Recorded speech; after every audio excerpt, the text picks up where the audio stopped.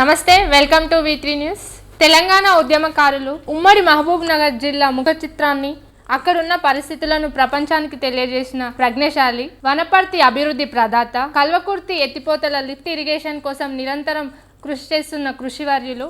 So వారెవరో ఇప్పటికే మీకు అర్థమైంది అనుకుంటా. వారే వ్యవసాయ శాఖ మంత్రివర్యులు సింగిరెడ్డి నిరంజన్ రెడ్డి గారు ప్రస్తుతం మనతో ఉన్నారు. ఇప్పుడు ప్రస్తుతం వరి అనే సంఘర్షణ జరుగుతుంది. ఈ అంశాలపై ప్రస్తుతం మనతో డిస్కస్ చేయడానికి వారు ఉన్నారు. నమస్కారం సార్. నమస్తే అమ్మా. ఎలా ఉన్నారు సార్? బాగున్నాను. సో చాలా రోజుల బిజీ షెడ్యూల్ తర్వాత ఈరోజు మాకు టైం ఇచ్చారు. So thank you sir. So start చేద్దామంటారా? Sure why not. Okay sir, ఇప్పుడు ఫస్ట్ మీ గురించి తెలుసుకుందాం సార్. ఉస్మానియా యూనివర్సిటీ నుంచి నేను బీఎస్సీ చేసిన. బీఎస్సీ తర్వాత నేను లా వేరే యూనివర్సిటీలో చేసినాను. ఓకే. మరఠవాడలో ఔరంగాబాద్ యూనివర్సిటీ ఉంటుంది, దాన్ని అంబేద్కర్ యూనివర్సిటీగా నామకరణం చేసినారు. తర్వాత నేనున్నటువంటి విద్యార్థి సంఘము, నేను పనిచేస్తున్న విద్యార్థి సంఘం యొక్క విస్తరణ కోసము ఆనాడు ఇంకో ప్రాంతంలో పోయి జాయిన్ అయ్యి అక్కడ విద్యార్థి ఉద్యమం బలోపేతం కావాలంటే ఆ బాధ్యత తీసుకొని అక్కడికి చేసినాను నేను. ఓకే.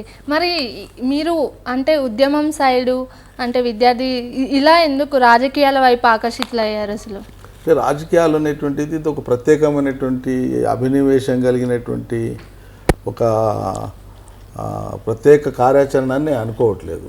రాజకీయం అనేటువంటిది మనిషి జీవితంతో ముడిపడినటువంటిది, సమాజంతో ముడిపడినటువంటిది. రాజకీయం లేకుండా సమాజం లేదు, సమాజ మనుగడ లేదు, ప్రస్థానం లేదు. సమాజ అభివృద్ధి కూడా ఆద్యంతము రాజకీయమే. రాజకీయం అంటే అధికార బాధ్యత మాత్రం కాదు. రాజకీయం అంటే సమాజ గతిశీలం గురించి ఆలోచించడం, అందులో భాగస్వామ్యం కావడం, దాని మేలు కోసం కృషి చేయడం రాజకీయం. మాకు తెలిసినటువంటి మా పరిజ్ఞానంతో మేము ఆలోచించినటువంటి తీరది. సో ఆ కోణంలో చూసినప్పుడు విద్యార్థులు ఉన్నప్పటి నుంచే ఈ సమాజం ఇప్పుడు ఉన్నటువంటి స్థితి కంటే మెరుగైనటువంటి స్థితిలోకి ఈ సమాజం ప్రయాణం జరగాలి. దానికి ఆటంకాలుగా ఉండేటువంటి కారణాలు కానీ, పరిస్థితులు కానీ, వ్యవస్థలు కానీ ఏవి, మరి వాటిని మార్చడానికి మనం ఏం చేయగలం, మన వంతు చేయగలిగినటువంటిది ఏమైనా ఉందా, ఉంటే మన రోల్ ఏమై ఉండాలా. సో సాధారణంగా ఇట్లా పుట్టి పెరిగి గతించడం అనేటువంటిది జీవన క్రమంలో జరిగేటువంటి సాధారణ స్థితి. ఆ సాధారణ స్థితి కాకుండా ఒక అసాధారణ స్థితిలో జీవించడం, ఒక అసాధారణ స్థితిని మనం ఒక ఎక్స్పీరియన్స్గా తీసుకోవడం, ఛాలెంజ్గా తీసుకోవడం అవసరం అని చెప్పి ఆనాటి మాకు విద్య నేర్పినటువంటి లేదా ఈ రాజకీయ అంశాలు బోధించినటువంటి గురువుల యొక్క నేపథ్యంలో అది ఇక్కడికి దారితీస్తుంది అన్నమాట. మరి తెలుగుదేశం పార్టీలో అడుగుపెట్టడానికి కారణం ఏంటంటారు? అది ఒక రకంగా చెప్పాలంటే ఒక ప్లాట్ఫామ్ అనేటువంటిది సమాజపు గమనంలో విద్యార్థి దశ తర్వాత నేను న్యాయవాదిగా స్థిరపడాల్సిన పరిస్థితి ఏర్పడ్డది. నాకు వ్యక్తిగతంగా ఒక వృత్తిని తీసుకోవాల్సిన అవసరం ఏర్పడింది. సో నేను ఒక వృత్తిలో స్థిరపడాలనుకున్నప్పుడు మా సొంత ప్రాంతంలోనే అక్కడి నుంచే మొదలు పెట్టాలా. న్యాయవాద వృత్తి ఒక పరిచయాలతో, అక్కడ ఉన్న పరిస్థితులతో మనకు ఎంత పరిచయం ఉంటే అంత ఆ వృత్తిపరంగా నైపుణ్యం ముందుకు సాగడానికి అవకాశం ఉంటుంది. ఆ వృత్తికి ఉన్న ప్రత్యేకత అది. అందుకని మా సొంత ప్రాంతాన్ని ఎంచుకొని అక్కడే స్థిరపడి న్యాయవాదిగా జీవనం సాగించడం మొదలుపెట్టినాను. ఈ క్రమంలో ఏంటంటే అప్పుడప్పుడే తొలినాళ్లలోనే, నేను న్యాయవాదిగా ఉన్న తొలినాళ్లలోనే, అంతకు ముందే అప్పుడప్పుడే నాకు వివాహమైంది. మా మామగారు అప్పటికి ఆయన శాసనసభ్యుడిగా ఎన్నికై ఉన్నాడు మొదటిసారి. ఆ శాసనసభ్యుడిగా ఆయన ఉన్నటువంటి క్రమంలో ఆయన తెలుగుదేశం పార్టీలో ఉండేవారు. సో తెలుగుదేశం పార్టీ అనేటువంటిది వారికి ఉండేటువంటి అనుచరగణం, వారికి ఉండేటువంటి కార్యకలాపాలు, న్యాయవాద వృత్తికి సంబంధించినటువంటి అవసరాలు, కేసులు, ఇతరత్ర ఏమన్నా ఒక పక్షం అనుకోకుండానే మా దరి చేరడం అనేటువంటిది అట్లా ప్రారంభమైంది. ఆయనకు ఉండేటువంటి అనుచర వర్గం, ఆయనతో నడిచినటువంటి వాళ్ళ యొక్క రాజకీయ న్యాయపరమైన ఈ చిక్కులకు సంబంధించినటువంటి అంశాలను పరిష్కరించే క్రమంలో అనుకోకుండానే నేను అందులో ఏమంటారు ఓ రకంగా సింక్ కావడం, అది అందులోకి అట్లా జారిపోవడం. ఆ తర్వాత వాళ్ళు తమకు బాధ్యత వహించేటువంటి విధంగా వాళ్ళ అవసరాలు వచ్చినప్పుడు మన వైపు చూసేటువంటి ఒక స్థితి వచ్చేటప్పటికీ మనం ఆ బాధ్యతల నుంచి తప్పించుకోలేనటువంటి పరిస్థితి. మరి వాళ్ళందరూ ఆయన కోసం అంత పెద్ద ఎత్తున మనసు విప్పి పనిచేసేదంతా చేసినప్పుడు ఆయన అనారోగ్యమై తదనంతరం ఆయన మరణించిన తర్వాత ఆ ఖాళీలో సంబంధం లేదన్నట్లుగా వ్యవహరించలేము. కాబట్టి ఖచ్చితంగా అనివార్యంగా ఒక బాధ్యత తీసుకోవాల్సి వచ్చింది.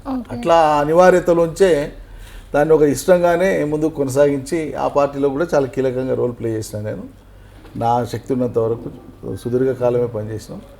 తెలంగాణ ఉద్యమం, మలిదశ ఉద్యమం కేసీఆర్ ప్రారంభించే నాటికి దాదాపు ఒక 6-7 మాసాల ముందు నుంచే అప్పటికే, అంటే ఈ మిలీనియం స్టార్ట్ అయినప్పుడు 2000 సంవత్సరం ప్రారంభం నుంచే అప్పటికే చాలా అధ్వానంగా మారినటువంటి మహబూబ్నగర్ జిల్లా పరిస్థితి, మనది ఒక రాష్ట్రం అయితే తప్ప దీనికి నిష్కృతి లేదనేటువంటి నిర్ణయానికి వచ్చి ఒక రాజకీయ ప్లాట్ఫామ్ అంటూ లేదు, కానీ లైక్ మైండెడ్ వాళ్ళతో కలిసి అనేక కార్యక్రమాలు చేసినాం. అప్పటికి 2001 ఏప్రిల్ 27 టీఆర్ఎస్ లాంచ్ అయ్యకంటే ముందే తెలంగాణ కావాలనేటువంటి ఒక అభిలాషతో చాలా కార్యక్రమాలను అప్పటికే ప్రారంభించినాం. అప్పటికే తెలుగుదేశం పార్టీ నన్ను దూరం చేయడం, నేను దూరం కావడం తెలుగుదేశం పార్టీకి. ఆ తర్వాత వేచి ఉంటున్న సమయంలోనే కేసీఆర్ గారు పార్టీ పెడతా అని చెప్పి ఆయన ఆలోచన చేసి ఉద్యమం స్టార్ట్ చేద్దామని చెప్పి అప్పటికే మాకు ఉండేటువంటి పూర్వపరిచయంతో ఆయన పిలిపించి సుదీర్ఘంగా పలుమార్లు చర్చించిన తర్వాత అప్పుడు టీఆర్ఎస్ బాధ్యతలు తీసుకోవడానికి ముందుకు వచ్చి ఆనాటి ఆ కష్టతరమైనటువంటి పరిస్థితులలో రాజకీయ నాయకత్వం ఎవరు కూడా వాళ్ళ సొంత పార్టీలు కదలని పరిస్థితులలో ఉమ్మడి పాలమూరు జిల్లాలో తొలి గులాబీ జెండాను ఎత్తుకొని ఆనాటి ఉద్యమ ప్రస్థానం మొదలుపెట్టినాము. ఇప్పుడు మీరు చెప్పినట్టుగానే తొలి గులాబీ జెండాని కప్పుకోవడమే కాదు, దశాబ్దాల కాలం మీరు ఒంటి చేత్తో నడిపించారు అక్కడ టీఆర్ఎస్ పార్టీని. సో ఆ తర్వాత ఉమ్మడి మహబూబ్ నగర్ జిల్లా ముఖ చిత్రాన్ని, అక్కడున్న పరిస్థితులను ప్రపంచానికి తెలియజేసిన ఘనత మీదే. మరి ఇప్పటికీ కూడా వలసలు ఉన్నాయి అని అక్కడికి వచ్చిన ప్రతి ప్రతిపక్ష నాయకుడు అదే మాట విప్పుతున్నారు. మరి దీని గురించి మీరేమంటారు? ఇప్పుడు పరిస్థితి అలానే ఉందంటారా? ఏ పరిస్థితులైనా సరే ఒకేసారి అత్యంత దారుణంగా మారవు, ఒకేసారి అత్యంత గొప్పగా మారవు. చాలా అంటే వికృతంగా మారడానికి కొంత కాలం పడుతుంది, సమయం పడుతుంది. కొన్ని చర్యలు కారణమవుతాయి. పరిస్థితులు చక్కదిద్దబడడానికి కూడా కొంత సమయం పడుతుంది. దానికి ఒక నిర్దిష్టమైనటువంటి కార్యాచరణ, చిత్తశుద్ధితో జరగాల్సినటువంటి పనులు ఇవి. అలావుద్దీన్ అద్భుత దీపంలాగా ఒకేసారి చూమంతరంటే ఏదో అది అద్భుతాలు జరిగేటువంటిది ఉండదు. సమాజ గమనంలో మనం తీసుకునేటువంటి నిర్ణయాల మూలంగా, ఆ నిర్ణయాలను అమలు చేసినటువంటి కారణంగా అనేక మార్పులు, ఆ మార్పులు జరిగినటువంటి దరిమిలా వచ్చేటువంటి ఫలితాలు మెల్లిమెల్లిగా కనిపిస్తూ ఉంటాయి. సో మనం 8 ఏళ్ల నాడు మొదలుపెట్టినటువంటి కార్యాచరణకు సంబంధించినటువంటి ఫలితాలు అలా అద్భుతంగా కనిపిస్తున్నాయి మహబూబ్నగర్ జిల్లాలో. సరే, ఎవరైనా వాస్తవాలను అర్థం చేసుకోలేకనో, లేకుంటే వాళ్ళకు అవగాహన లేకనో, లేకుంటే వాళ్ళు నిరాకరించో, వాళ్ళు భిన్నమైన దృక్పథం కలిగి ఉంటే మనం ఏం చేయలేము. వాళ్ళను సంతృప్తిపరచడం మన ఉద్దేశం కాదు కూడా. ప్రజలు ఎవరు ప్రాతిపదిక అనుకొని మనం కదిలినామో, ఎవరి ప్రాతిపదికన మనం రాజకీయాలు చేస్తున్నామో ఆ ప్రజలు వాళ్ళ జీవితాలలో మార్పు వచ్చిందని వాళ్ళు అనుకుంటున్నారా లేదా అనేది ప్రామాణికత. సో ఆ ప్రజలలో కళ్ళల్లో కనిపించేటువంటి ఆనందం మాకు ఒక అభినందన తప్ప, భిన్నమైన రాజకీయ పార్టీల వాళ్ళు, లేకుంటే భిన్న సిద్ధాంతాల నుండి గుడ్డిగా వ్యతిరేకించేటువంటి వాళ్ళ యొక్క సర్టిఫికేట్ల కోసం టీఆర్ఎస్ ప్రభుత్వం ఎదురు చూడదు. ఉమ్మడి పాలమూరు జిల్లాలో అతి కష్టంగా, అది కూడా టీఆర్ఎస్ వచ్చిన తర్వాత సంపూర్ణంగా పూర్తయింది జూరాల. అప్పటిదాకా సంపూర్ణంగా పూర్తి కాలే. పూర్తి స్థాయిలో నీళ్లు కూడా ఆపడం సాధ్యం కాలేదు అంతకుముందు సమైక్య రాష్ట్రంలో. టీఆర్ఎస్ వచ్చిన తర్వాతే జూరాల ప్రాజెక్టులో ఆ పరిమితమైనటువంటి నీళ్లను కూడా సంపూర్ణంగా ఆపేటువంటి, ఇంపౌండ్ చేసేటువంటి దానికి కర్ణాటకకు అంతకుముందు పెండింగ్లో ఉండేటువంటి ల్యాండ్ ఎక్విజిషన్ అమౌంట్ను కూడా అంతకుముందు ఒత్తిడి చేసి కిరణ్ కుమార్ ప్రభుత్వంలో ఆ డబ్బులు కట్టిపించినాక, తెలంగాణ వచ్చిన వరదల తర్వాతనే జూరాల ప్రాజెక్టు నిండగా నింపడం జరిగింది. ఇది తొలిసారి. అది మినహాయిస్తే దాదాపు 40 లక్షల పైచిలకు జనాభా ఉమ్మడి జిల్లా నాటికి 40-42 లక్షల మధ్యలో ఉండేది. 34-35 లక్షల ఎకరాల వ్యవసాయ సాగు యోగ్యమైనటువంటి భూమి ఉన్న జిల్లా, చాలా పెద్ద జిల్లా. అటువంటి జిల్లాలో 1,00,000 ఎకరాలకు లోబడే సాగునీటి వసతి ఉన్నది. 2 నదులు, తుంగభద్ర, కృష్ణా పెద్ద నదులు, దుందుబి, ఊక చెట్టువాగు, తర్వాత ఇతరత్ర నదులకు ఉపనదులు ఉన్నాయి. అవి కాక 2 ప్రధాన నదులు ఉండేటువంటి ఆ ప్రాంతంలోనే మరి 1,00,000 ఎకరాలకు మించి సాగునీటి వసతి లేదు. ఏదున్నా బావుల కింద, బోర్ల కింద, అది కూడా మోస్తరు వర్షాలు పడ్డప్పుడు రైతులకు ఇంతో వాళ్ళు సొంతంగా పెట్టే పెట్టుబడులతో చేసుకునే వ్యవసాయం తప్ప ప్రభుత్వాల పరంగా సహాయం జరిగి రైతులు వ్యవసాయం చేసుకునేటువంటి చాలా తక్కువ లేదు. అటువంటిది దశల వారీగా కలవకుర్తి లాంటి ఎత్తిపోతల పథకాన్ని 2 ప్రభుత్వాలు, అటు తెలుగుదేశం కానీ కాంగ్రెస్ కానీ వాటిని ప్రారంభించినాడు మొదలుపెట్టినాడు ఉండేటువంటి డిజైన్స్ అన్నీ మారిపోయినాయి. కాలగమనంలో ఆయకట్టు పెంచుతూ పోయినారు, దానికి తగ్గట్టు పనులు చేపట్టలేదు.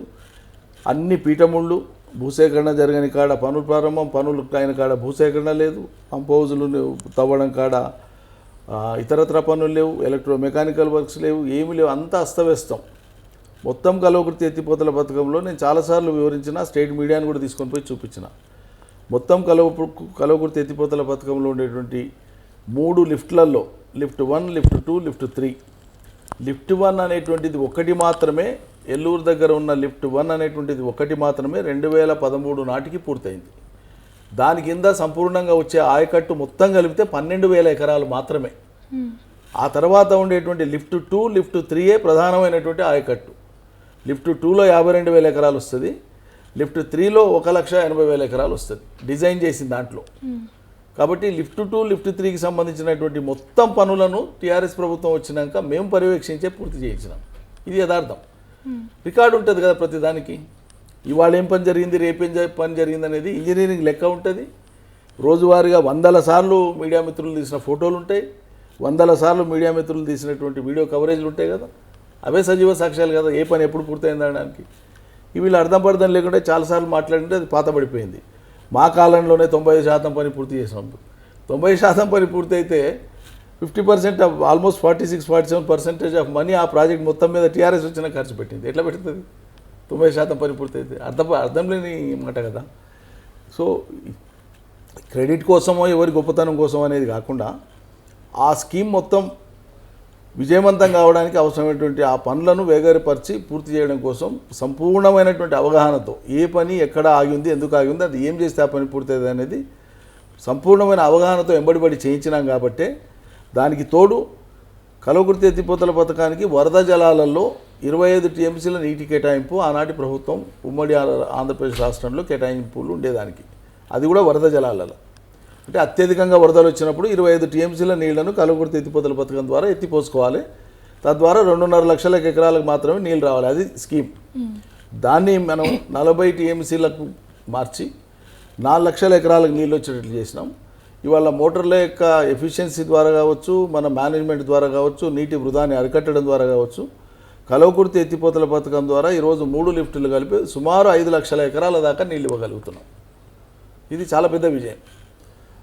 కొల్లాపూర్లో కానీ, వనపర్తిలో కానీ, నాగర్ కర్నూలులో కానీ, అచ్చంపేటలో కానీ, కలవకుర్తిలో కొత్త భాగం కానీ, జడ్చర్లలో కొత్త భాగం కానీ, దేవరఖద్ర కాన్స్టిట్యున్సీలో కొత్త భాగం కానీ, వాళ్ళ కలవకుర్తి నియోజకవర్గపు కలవకుర్తి ఎత్తిపోతలకు సంబంధించినటువంటి నీళ్లు సుమారు మొత్తం కలిపితే 5 లక్షలు సుమారుగా ఈ ఒక్క పథకం నుంచి మనం ఇవ్వగలుగుతున్నాం. ఇది కాక భీమా లాంటిది పూర్తి చేసి దాని నుంచి, కోయిల్ సాగర్ని పూర్తి చేసి దాని నుంచి, నెట్టంపాడు ద్వారా ఇవన్నీ కలిపి పాత జూరాల కలుపుకుంటే వానాకాలంలో 11 లక్షల ఎకరాలు పంటలు పండబట్టి 4 ఏళ్ళు అవుతుంది. యాసంగిలో కూడా దాదాపు 2 సీజన్లు 10 లక్షల ఎకరాల దాకా పండినాయి. మనకి ఈ వరి సమస్య వచ్చినప్పటి నుంచి కొంత తగ్గించినాం, దాంతోనే ఇతర ఆర్తాడి పంటలు అవి వేసుకుంటున్నారు. అందువల్ల ఇవాళ 14 శాసనసభ నియోజకవర్గాలు ఉండేటువంటి ఉమ్మడి పాలమూరు జిల్లాలో ఈరోజు ఒక 5-6 నియోజకవర్గాలకు సంబంధించి కొడంగల్ కానీ, నారాయణపేట కానీ, మక్తల్లో కొత్త భాగం కానీ, మహబూబ్నగర్ కానీ, జడ్చర్ల కానీ, షాద్నగర్ కానీ, ఈ నియోజకవర్గాలకు సాగునీరు అందవలసి ఉంది. ఆ సాగునీరు అందేటువంటి పనులు ఇవాళ పాలమూరు రంగారెడ్డి ద్వారా ఉదండపూర్ రిజర్వాయర్ కానీ, కర్వెన రిజర్వాయర్ ద్వారా కానీ నీళ్లు పోవడం కోసం జరిగే పనులు వేగిరం చేస్తున్నాం. వచ్చేటువంటి దాదాపు సుమారు మేము పెట్టుకున్న టార్గెట్ అయితే 7-8 మాసాలు, సంవత్సరం లోపు ఇటువటుగా 100% ఈ ప్రాంతాలకు కూడా సాగునీళ్ళు ఇచ్చేటువంటి ప్రయత్నం చేస్తాం. ఇవాళ ఉమ్మడి పాలమూరు జిల్లాలో వచ్చినటువంటి ఈ మార్పు మూలంగా, సాగునీటి మూలంగా, అదేవిధంగా ప్రభుత్వం ప్రవేశపెట్టినటువంటి అనేక సంక్షేమ కార్యక్రమాల మూలంగా ప్రజల కొనుగోలు శక్తి పెరిగింది, గ్రామాలు పచ్చబడ్డాయి. పంటలు పండుతున్నప్పటి నుంచి వరుసగా ప్రజలందరూ కూడా వాళ్ళకు ఉండేటువంటి కొద్ది గొప్ప భూములను చూపెట్టుకొని ఇతర ప్రాంతాలకు వలసపోయే వాళ్ళంతా వాపసు వచ్చి ఆ భూములన్నీ కూడా 1 ఎకరా బీడు లేకుండా అందరు శిస్తులు చేసుకుంటున్నారు. ఇంతకంటే మార్పు వాళ్ళు ఏం ఆశిస్తున్నారో నాకు అర్థం కాలేదు. విపక్షాల వాళ్ళు ఆనాడు తాళాలు పడ్డటువంటి ఇండ్లన్నీ కూడా ఇవాళ తెరుచుకున్నాయి. ఆనాడు మట్టి గోడలన్నీ కూడా ఇవాళ పక్కా ఇళ్ళుగా నిర్మాణం అవుతున్నాయి దశల వారీగా. చాలా మటుకు ఇప్పటికే పక్కా ఇళ్ళు నిర్మాణం జరుగుతూ ఉన్నాయి. సొంతంగా కట్టుకుంటున్నారు ప్రజలు. ప్రభుత్వం కొన్ని కట్టించినప్పటికీ కూడా సొంతంగా కట్టుకునేటువంటిదే ఎక్కువ ఉంది. వాస్తవం చెప్పాలంటే సొంతంగా ఎక్కువ కట్టుకుంటారు రైతులు. మీరు ఏ గ్రామం పర్యటన చేసి చూసినా కూడా రేపు భవిష్యత్తులో మీరు కూడా పోయి ఏదో కార్యక్రమాలలో పోతారు కదా, టీవీ కవరేజ్ కోసం పోతారు, మీరు చూడండి ప్రతి గ్రామంలో కూడా సగటున ప్రతి 7-15 నుంచి 20 కొత్త ఇండ్ల నిర్మాణం జరుగుతుంది ప్రతి ఊర్లలో. ప్రజలు చాలా సంతోషంగా బొడ్రాయి పండుగలని, పెద్దమ్మ పండుగలని, బోనాలని, ఈ రకంగా అనేక సామూహిక కార్యక్రమాలు, వేడుకలు చాలా దిగ్విజయంగా గొప్పగా జరుపుకుంటున్నారు. ఒక్కొక్క గ్రామంలో కోట్లాది రూపాయలు ఖర్చు చేస్తున్నారు ప్రజలు. ఇదంతా ఎట్లకెళ్ళి వచ్చింది? తెలంగాణలో ఇవాళ ఆర్థిక కొనుగోలు శక్తి పెరగబట్టే వచ్చింది, తెలంగాణ బాగుపడుతున్న సందర్భంగానే వచ్చింది తప్ప ఇంకో రకంగా కాదు కదా. కాబట్టి వలసలు ఇంకా తగ్గలేదంటే వలసల్లో 2-3 రకాలు ఉంటాయి. ఒక వలస మీరు మీ ఊరు వదిలి, మీ ప్రాంతం వదిలి, అంత అక్కడ లేని చదువు, భిన్నమైన చదువుకు వచ్చిండ్రు, హైదరాబాద్కి వచ్చిండ్రు. అది ఒక అనివార్యతలో వచ్చిన వలస కాదు, అది మీ ఇష్టంగా వచ్చిన వలస. మీకు ఒక నౌకరు వచ్చింది ఇంకో ప్రాంతంలో, ఉన్న జీవనం కంటే మెరుగైన జీవనం మీకు ఇంకోతో దొరుకుతుంది, అది మీరు కోరుకొని వచ్చిన వలస. గ్రామంలో మీరు సంపాదించుకునే దానికంటే ఇంకో చోట పోతే 4 పైసలు ఎక్కువ సంపాదించుకునే పరిస్థితి వచ్చింది, అది మీరు కోరుకున్న వలస. అంతేగాని చేసుకుందామంటే పని లేక, బతుకుదామంటే ఉపాధి లేక, అక్కడ ఏమాత్రం జీవన వసతులు లేక పుట్ట చేత పట్టుకొని పోయేటువంటిది ఏదైతే ఉందో అది కఠోరమైన వలస. ఆ వలసల గురించి మనం మాట్లాడేది. అటువంటి వలసలు ఏవైతే ఉన్నాయో వాళ్ళ పాలమూరు జిల్లాలో దాదాపు 90-95% వలసలు వెనక్కి వచ్చేసినాయి. కొద్దిమంది వాళ్ళ పిల్లా పాపలతో ఇతర ప్రాంతాల్లో స్థిరపడినటువంటి వాళ్ళు రావడం కోసం కొంచెం ట్రాన్సిషనల్ పీరియడ్ ఉంటుంది, ఒక 5% వాళ్ళు తప్ప బై అండ్ లార్జ్ పుట్ట చేత పట్టుకొని వలసపోయేటువంటి వాళ్ళ సంఖ్య పాలమూరు జిల్లాలో వెనక్కి వచ్చేసినారు, తగ్గింది. ఇప్పుడు కొత్తగా వలసపోయే వాళ్ళు ఎవరు లేరు, ఇది నేను అధికారికంగా చెప్పగలను. ఓకే సార్, మేము చేస్తున్నాము, వేగవంతం చేస్తాం, ఇంకో 8 months 1 year అని మీరు అన్నారు. కానీ ఎందుకు ఇంత ఆలస్యం అవుతుంది అంటారు? ఇప్పుడు స్వయంగా కేసీఆర్ నేను కుర్చీ వేసుకొని మరి నేను చేయిస్తానన్నారు, మరి కుర్చీ లేకనా నిధులు లేకనా ఆలస్యం ఎందుకు అంటారు? అసలు అమ్మ కుర్చీ బందోబస్తుగానే ఉంది, ఆ కుర్చీ కాళ్ళు నరికేయాలని వీళ్ళు చూస్తుంటారు 24 గంటలు, అది వాళ్ళ పని కాదు. నిధులకు దీనికి కేంద్ర ప్రభుత్వం కానీ ఇంకెవరు కానీ ₹1 ఇవ్వలేదు. రాష్ట్రానికి ఉండేటువంటి సొంత నిధుల నుంచి జమ చేసి మనం సమకూర్చుకొని ఖర్చు పెడుతున్నాం, దానికి ఇబ్బంది లేదు. ఇబ్బంది ఎక్కడొచ్చింది? తెలంగాణను ప్రత్యక్షంగా పరోక్షంగా వ్యతిరేకించినటువంటి శక్తులే, వ్యతిరేకించినటువంటి రాజకీయ పార్టీలే, వ్యతిరేకించినటువంటి ముఠాలే ఇలా వివిధ ముసుగులలో, వివిధ రూపాలలో ఈ తెలంగాణ ప్రతిష్టాత్మకమైనటువంటి పాలమూరు రంగారెడ్డి ఎత్తిపోతల పథకం ముందుకు సాగకుండా 180 కేసులు వేసినారు. 1-2 కాదు, 1-2 కాదు, అనేక రకాల కేసులు వేసినారు. ఈ కేసులు వేసి ప్రతిబంధకాలు కల్పించి ప్రాజెక్టు ముందుకు పోకుండా ఇవాళ ఎన్జిటీలో స్టే తీసుకొని వచ్చినారు. నేషనల్ గ్రీన్స్ ట్రిబ్యునల్ ఏదైతే ఉంటుందో అందులోంచి స్టే తీసుకొని వచ్చినారు. పర్యావరణం నుంచి అనుమతులు లేవని చెప్పి ఆటంకపరిచినారు. ఒకటి కాదు, భిన్నమైనటువంటి సాంకేతిక అంశాలను లేవనెత్తి కింద ట్రిబ్యునల్ నుంచి మొదలు పెడితే సుప్రీంకోర్టు దాకా, హైకోర్టు నుంచి సుప్రీంకోర్టు దాకా అనేక కేసులు వేసి పాలమూరు రంగారెడ్డి మీద ఆటంకాలు కల్పిస్తూ వచ్చినారు. కొన్ని సాంకేతిక అంశాలు బయటికి చెప్పలేము కాబట్టి అవి నమోదైతే, రికార్డ్ అయితే ఇవే అంశాలు మా అడ్మిషన్ కింద రేపు కోర్టులలో ఉపయోగపడతాయి కాబట్టి కొన్ని సాంకేతిక పరమైన అంశాలు మేము వెల్లడించలేము. ఇది మాకుండేటువంటి ప్రత్యేక పరిస్థితి. దీన్ని అలుసుగా తీసుకొని వాళ్ళు మా కడుపులో ఉండే ఈ విషయాలను తెలియజెప్పి శత్రువుని బలోపేతం చేయడానికి వీళ్ళు కుట్రలు పడుతున్నారు. ఇది తెలంగాణ సమాజం అర్థం చేసుకోవాల్సింది. వాళ్ళు చేసినటువంటి ఈ కుట్రలను ఛేదించి ఎట్టి పరిస్థితులలో ఏడాది లోపల ఈ ప్రాజెక్ట్ కంప్లీట్ చేస్తాం. We're confident. మీరు కారణాలు చెప్పారు, ఓకే సార్. మరి ఇప్పుడు తెలంగాణ రాకముందు అసలు కాళేశ్వరం ప్లానే లేదు, మరి అదెందుకు వేగవంతమైంది, ఇదెందుకు ఇంత ఆలస్యం అవుతుంది? ఇందులో మీ సైడ్ ఏమైనా రాజకీయ కోణం ఉందా? లేదమ్మా, కాళేశ్వరానికి సంబంధించి ఏంటంటే మనకు అక్కడ ఈ రకమైనటువంటి ఆటంకాలు, కొన్ని రకాల ఆటంకాలు కల్పించినప్పటికీ కూడా వాటిని మనం ఛేదించగలిగినాం. ఇక్కడ ఏంటంటే గోదావరిలో మీకు సర్ప్లస్ వాటర్ ఉంది. మీరు చూసినారు, నిన్న మొన్న కూడా వచ్చినటువంటి వరదలను బట్టి చూస్తున్నాం. 500 ఏళ్ల నాడు వచ్చినటువంటి వరద మళ్ళీ అంతా ప్రమాదభరితమైనటువంటి వరదలు వచ్చినాయి. ఒక రోజుకి కొన్ని వందల టీఎంసీల నీళ్లు సముద్రం పాలైనాయి. గోదావరి ఇవాళ కాదు, రేపైనా ఎల్లుండి అయినా ఏనాటికైనా కూడా హెవీ ఫ్లడ్స్ ఉన్నటువంటి రివర్ అది. గోదావరిలో ఉండేటువంటి వాటర్ని అటు పైన మహారాష్ట్ర కానీ, మనం కానీ, కింద ఆంధ్రప్రదేశ్ కానీ, అందులో ఉండేటువంటి మొత్తం వాటర్లో మనం 1/4 కూడా వాడుకోలేని పరిస్థితి ఉంది. 1/4కి మించి వాడుకోలేము మనం, అంతకు మించి ప్రాజెక్టులు కూడా కట్టుకోలేము, అది పరిస్థితి. కృష్ణాలో వాటర్కి డెప్త్ ఉంది, కృష్ణాలో వాటర్కి కొరత ఉంది. పైన ఎగువన మహారాష్ట్ర కానీ, కర్ణాటక కానీ వాళ్ళ షేర్ ఆఫ్ వాటర్ను వాళ్ళు వాడుకునేటువంటి క్రమంలో వాళ్ళ ప్రాజెక్టులు నిండి మనకి కిందికి రావడానికే సమయం పడుతుంది. ఈ లోపల మనకు సీజన్ వెళ్ళిపోతూ ఉంటుంది. అనుకోకుండా వానలు తక్కువైతే, పశ్చిమ కనుమలలో వానలు తక్కువైతే మనకు మహారాష్ట్ర, కర్ణాటక వాళ్ళకు మాత్రమే సరిపోయి కిందికి నీళ్లు రానటువంటి దుస్థితి ఉంటుంది. ఈ నీళ్లు తక్కువ ఉన్నాయి కాబట్టి ఉన్న నీళ్లను తెలంగాణ ఆపుకోకుండా కిందికి తీసుకుపోవాలనేటువంటి ఉద్దేశం ఆంధ్ర ప్రాంతీయులకు ఉంటుంది, ఆంధ్ర పాలకులకు ఉంటుంది ప్రత్యేకంగా. కాబట్టి ఈ ఆంధ్ర పాలకులకు వాళ్ళ కనుసన్నలలో ఉండేటువంటి వాళ్ళు, వాళ్ళ కక్కుర్తికి ఆశపడేటువంటి వాళ్ళు ఎవరైతే ఉంటారో అటువంటి ద్రోహులను పెట్టి పాలమూరు రంగారెడ్డి ప్రాజెక్టు ముందుకు పోకుండా అనేక కుట్రలు పడినది. ఇది యథార్థం అనమాట. ఇదంతా ఓకే సార్. మరి మీకు ఇంత అనుభవం, ఇంత పట్టు ఉంది, కానీ మీకు 2004, 2009లో ఎందుకు పోటీ చేసే అవకాశం రాలేదంటారు? వ్యక్తిగతంగా నన్ను అంటున్నారా? నేను పోటీ చేసిన 2004లో పోటీ చేసి అప్పుడు ఓటమి పాలైనా. అప్పుడు కాంగ్రెస్ టీఆర్ఎస్ పొత్తున్నది. కాంగ్రెస్ ఉమ్మడి పాలమూరు జిల్లాలో పొత్తును ఆనర్ చేయలే. వాళ్ళు పొత్తు పెట్టుకొనే మళ్ళీ బహిరంగంగానే వాళ్ళ క్యాండిడేట్లను పెట్టుకున్నారు, మిత్రద్రోహం చేసినారు. దానికి మాకేం చింత లేదు. మేము పోటీ చేసింది కానీ రాజకీయాల్లో ఉండేది కానీ పాలమూరు జిల్లా, నా మటుకైతే పాలమూరు జిల్లా ముఖ చిత్రం మార్చడం జీవిత ధ్యేయంగా పెట్టుకున్నా. కాబట్టి నేను ఎప్పుడు వరిగాను. నేను వ్యక్తిగతంగా ఎన్నికల్లో ఓడినాడు ఎట్లున్నానో అదే స్థితప్రజ్ఞత, ఇలా గెలిచినాడు కూడా అదే స్థితప్రజ్ఞతో ఉన్నా. నేను ఎక్కడ భారీ మేయాటితో గెలిచినా అని అహానికి పోలే, ఆనాడు నేను కృంగిపోలే. అదే స్ఫూర్తితో తెలంగాణ ఉద్యమానికి పనిచేసిన, అదే వాదనను ప్రజలకు వినిపించిన, అదే గొంతుకతో జనం నాలుకల మీదకి పోయినాం, అదే ఆదరణ పొందినాం. సో ప్రజలు ఒక విషయాన్ని వాళ్ళ గమనంలోకి తీసుకోవడానికి, వాళ్ళు దాన్ని సంపూర్ణంగా అర్థం చేసుకోవడానికి, దాన్ని ఆమోదించడానికి కొంత సమయం పడుతుంది. ఆ సంధి సమయంలో మనకు వచ్చినటువంటి ఆటుపోట్లను మనం ఓటమిగా భావించకూడదు. ఒకసారి ప్రజలకు ఆ విషయం అర్థమైందంటే అప్పటిదాకా గెలుస్తూ వచ్చినటువంటి వాళ్ళు జీవితకాలం ఓడిపోతారు. అది నా అనుభవం. మరి 2014లో ఏమైందంటారు?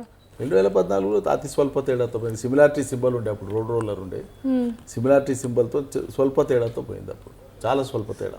ఓకే, రీజన్స్ ఏమైనా అప్పుడు ఓడిపోయినా కానీ మీకు కేసీఆర్ మిమ్మల్ని నమ్మి తెలంగాణ రాష్ట్ర ఉప ప్రణాళికగా మిమ్మల్ని నియమించారు. దీని ద్వారా మీరు ఎటువంటి ప్రయోజనాలు చేశారు? అంటే నాకు క్యాబినెట్ ర్యాంకుతో ఉండేటువంటి ఆ అవకాశంతో ఇటు క్యాబినెట్ సమావేశాలలో ఆహ్వానితుడిగా ఉండటము, నా అవగాహన పెంచుకోవటము, అదేవిధంగా మంత్రులతో, శాసనసభ్యులతో, ముఖ్యమంత్రి గారితో అవసరమైనటువంటి నా పనులు ఆ నియోజకవర్గానికి, ఆ జిల్లాకు, ప్రధానంగా ఉమ్మడి పాలమూరు జిల్లాకు అవసరమయ్యే పనులను సాధించడంలో అది నాకు చాలా పెద్ద అనుభవం తోడైంది.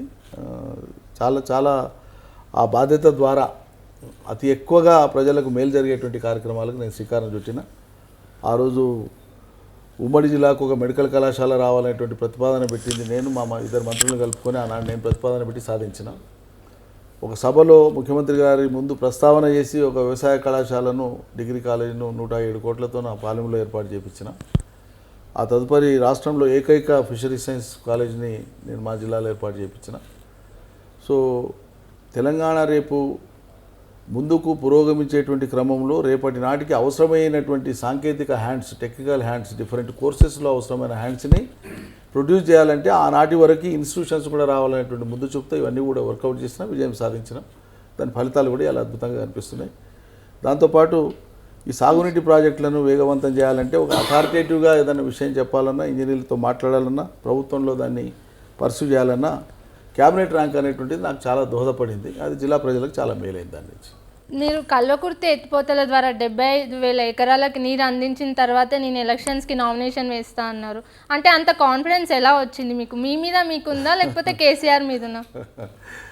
కేసీఆర్ మీద ఎట్లాగో ఉంటుంది, ఆయన మా నాయకుడు. నా పనితీరు మీద కానీ, నా అవగాహన మీద కానీ నాకు ఎప్పుడు కూడా పరిపూర్ణమైనటువంటి నమ్మకం, నాకు విశ్వాసం ఎక్కువ, ఆత్మవిశ్వాసం కూడా చాలా మెండు. నా కళ్ళ ముందు కనిపిస్తూ ఉంది నేను చేసేటువంటి పని యొక్క ఫలితము ఏది, ఎట్లా, ఎప్పటిదాకా వస్తుంది అనేటువంటిది. ఆ విశ్వాసంతోనే నేను ప్రకటించిన. నీళ్లు 75,000 ఎకరాలకు సాగునీళ్లు అందించినాకనే నేను నామినేషన్ వేస్తాను ప్రకటించిన. సరిగ్గా అందించే నేను నామినేషన్ వేసిన. అది స్వీకరించినటువంటి ప్రజలు అంతే సహృదయతోన నాకు అత్యంత భారీ మెజార్టీ ఇచ్చి గెలిపించినారు. ఉమ్మడి పాలమూరు రాజకీయ చరిత్రలో అతి ఎక్కువగా ఓట్లు పోలైనటువంటిది నాకు పర్సంటేజ్ ఆఫ్ ఓట్స్ కానీ నాకు ఆ మెజార్టీ ఇచ్చినారు, ఆ గౌరవం ఇచ్చినారు. అదో పెద్ద శక్తిగా తీసుకొని, అదో పెద్ద ఎనర్జీగా తీసుకొని నేను మళ్ళీ పనిచేయడం మొదలుపెట్టినాను. ఓకే సార్, మీరు కల్వకుర్తి ఎత్తిపోతల ద్వారా చాలా గ్రామాలకి, కొన్ని ప్రాంతాలకి నీటితో సస్యశాలం చేసినప్పటికీ కానీ వరి కొనుగోలు విషయంలో అటు రాష్ట్రానికి కేంద్రానికి జరిగిన మధ్య గొడవలో రైతులు చిన్నాభిన్నం అవుతున్నారు. దీన్ని ఎలా చూడాలి? రైతులు చిన్నాభిన్నం కావద్దనే, రైతులకు ఇబ్బందులు కావద్దనే, రైతులు పడేటువంటి ఆ బాధలు రైతులు పడవద్దనే, ఆ భారం రైతుల మీద పడకుండా ఉండడానికి రాష్ట్ర ప్రభుత్వం ఆ బాధ్యతను తీసుకునేది కదమ్మా. కేంద్రం మొండికేసి కొనము అని చెప్పి చేతులు ఎత్తేస్తే ఇలా కొనే తెలంగాణ సర్కార్. కాబట్టి రైతుకు మనం ఇచ్చేటువంటి రేట్ ఏదైతే ఎంఎస్పి ఉందో 1960 రూపాయల వరకు అది మనం చేతి నుంచి కట్టించినాం కదా. కేంద్రం ఇయ్యలే, మనం ఇచ్చినాం, బ్యాంకుల నుంచి లోన్ తీసుకొని ఇచ్చినాం. ఇప్పుడు కేంద్ర ప్రభుత్వం మనం ఆ వడ్లను పట్టించి రాబియ్యం ఇస్తే కేంద్ర ప్రభుత్వం దానికి ధర కట్టించి మళ్ళీ మనకి ఇచ్చినాడు, మన పైసలు మనకు వస్తాయి. అప్పటిదాకా ఇంట్రెస్ట్ లాసు వాళ్ళు ఓన్లీ 2 months 3 months ఇంట్రెస్ట్ ఇస్తారు, మిగతాదంతా ఏడాది ఇంట్రెస్ట్ మన మీదనే పడుతుంది. కాబట్టి కేంద్ర ప్రభుత్వం యొక్క అనాలోచిత నిర్ణయము, తర్వాత రాజకీయంగా కుసితమైనటువంటి బుద్ధితో వాళ్ళు తెలంగాణ ప్రభుత్వాన్ని ఇరుకునబెట్టాలని చేసిన ఒక దుష్టపన్నాగం తప్ప ఒక విశాల హృదయంతో దేశం యొక్క హితం కోరి రైతులు అనేటువంటి వాళ్ళు ఈ భారతదేశంలో ఏడ ఉన్నా ఏ మూలకున్నా రైతులే వాళ్ళని ఆదుకోవాలనేటువంటి ఒక తపన ఉన్నటువంటిది కేంద్ర ప్రభుత్వం కాదమ్మా. ఇప్పుడు ఉండేటువంటి కేంద్ర ప్రభుత్వం చాలా దురదృష్టవశాత్తు ఒక స్వార్థ వ్యాపార ప్రయోజనాలు కలిగినటువంటి ప్రభుత్వమే తప్ప ఇది ప్రజా ప్రయోజనం దీనికి లేదు. స్వార్థ వ్యాపార ప్రయోజనం ఉన్నా కూడా దాన్ని తప్పట్టలేము. ఎందుకంటే వ్యాపారం ద్వారా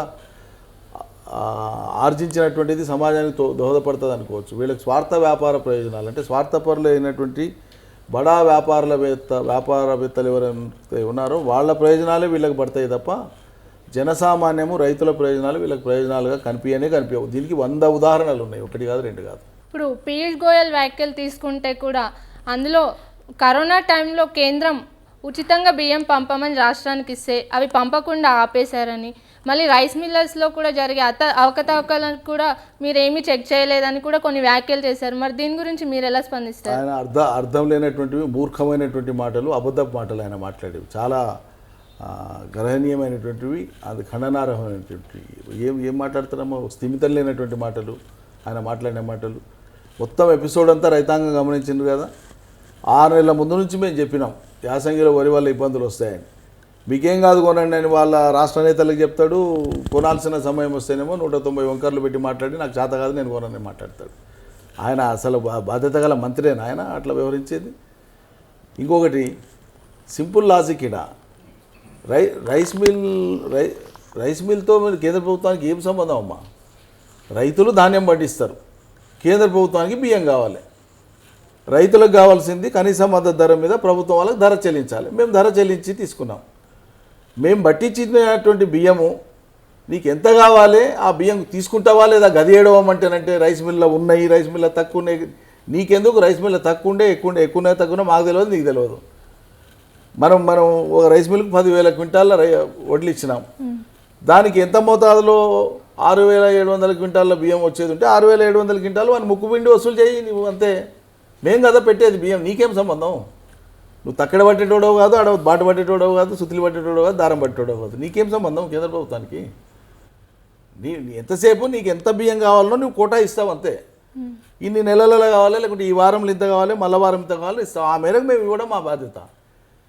బియ్యం తయారుగా ఉన్నాయిరా నాయనో పట్టి పెట్టినాం తీసుకపో అంటేనంటే డజన్ లేఖలు రాసినాం మనం రాష్ట్ర ప్రభుత్వం. నేను ఈ లేఖలన్నీ ముందర పెట్టిన, ముఖం మీద రక్తపు చుక్క లేదు. ఢిల్లీలో అప్పుడు సంఘటనలు జరిగినప్పుడు, ఢిల్లీలో అప్పుడు ఈ ఎపిసోడ్ జరిగినప్పుడల్లా మొత్తం మా రాష్ట్ర ప్రభుత్వం తరఫున మేము రాసిన లేఖలు పంపించినాం. మీరు అడిగిన బియ్యం తయారుగా ఉన్నాయి, ఇగో ఇవి బియ్యం, మేము ఇన్నిసార్లు లేఖలు రాసినాం, మా బియ్యం తయారుగా ఉన్నాయి, తీసుకోండి, మీరు పెట్టుకోనికే జాగలేదు మా దగ్గర, ఈ బియ్యం ఉండగా మళ్ళీ వడ్లు వస్తున్నాయి, మాకు పెట్టడానికే జాగలేదు తీసుకుపోమంటే మాకు రైల్వే వ్యాగన్స్ ఫ్రీగా లేవు, మాకు గోదాములు ఖాళీ లేవు కేంద్ర ప్రభుత్వానికి, అందువల్ల ఇప్పుడు మేము తీసుకోము తర్వాత తీసుకుంటామని వాళ్ళే మాట్లాడారు. ఆయన అధికారుల ముందు అంగీకరించాడు ఇది మా పొరపాటే అని. మళ్ళీ నిస్సిగ్గుగా ఇప్పుడు బయట ఈ విషయాలన్నీ మాట్లాడితే మన అర్థం ఉందా? అర్థం లేదు ఆయన మాట్లాడే మాటలకు.